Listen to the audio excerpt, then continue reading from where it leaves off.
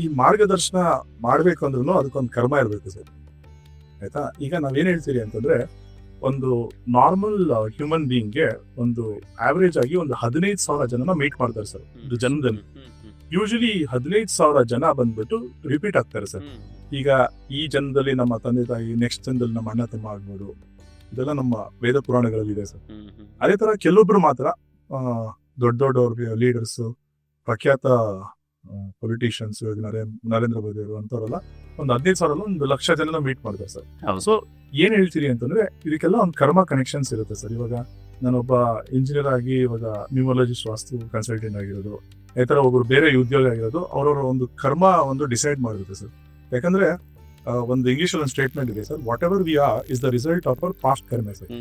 ಈಗ ಒಬ್ಬ security guard ಆಗಿದ್ದಾರೆ, ಒಬ್ರು ಡಾಕ್ಟರ್ ಆಗಿದ್ದಾರೆ, ಒಬ್ರು ಇಂಜಿನಿಯರ್ ಆಗಿದ್ದಾರೆ, ಒಬ್ರು ಪೊಲಿಟಿಷಿಯನ್ ಆಗಿದ್ದಾರೆ ಅಂತಂದ್ರೆ ಅವರ ಒಂದು ಡಿಸೈರ್ ಮತ್ತೆ ಅವ್ರ ಕರ್ಮ ರೀಸನ್ ಸರ್. ಆಕ್ಚುಲಿ ಇದಕ್ಕೆ ಇನ್ನೊಂದು ಲಾಸ್ಟ್ ಎಕ್ಸಾಂಪಲ್ ಏನು ಅಂತಂದ್ರೆ, ಈಗ ನಮ್ಗೆ ಏನಂತ ಇವಾಗ ಈಗ ನನಗೊಬ್ಬ ಮಗ ಇದೆ ಸರ್, ನಿಮ್ಗೆ ಮಕ್ಳಿದ್ದಾರೆ ಸರ್. ಸೊ ಇವಾಗ ನಾವೇನ್ ಅನ್ಕೊಂತೀರಿ ಅಂತಂದ್ರೆ, ಈ ಮಗು ಬಂದ್ಬಿಟ್ಟು ನಮ್ಮಿಬ್ಬರಿಂದ, ನನ್ನ ಮತ್ತೆ ನನ್ನ ಹೆಂಡತಿಯಿಂದ. ಬಟ್ ಆಕ್ಚುಲಿ ರಿಯಾಲಿಟಿ ಏನು ಅಂತಂದ್ರೆ ಸರ್, ಯಾವಾಗ ಒಂದು ಪರ್ಸನ್ ಪ್ರಾಣ ತ್ಯಜಿಸ್ತಾರೋ, ಒಂದು ಸುಮ್ಮನೆ ಒಂದು ಲೇಮನ್ಸ್ ಲ್ಯಾಂಗ್ವೇಜ್ ಅಲ್ಲಿ ಹೇಳ್ಬೇಕು ಅಂತಂದ್ರೆ, ಅವ್ರ ಮೇಲ್ ಹೋದಾಗ ಒಂದು ಪ್ರೋಗ್ರಾಮ್ ಕೊಡ್ತಾರೆ ಸರ್.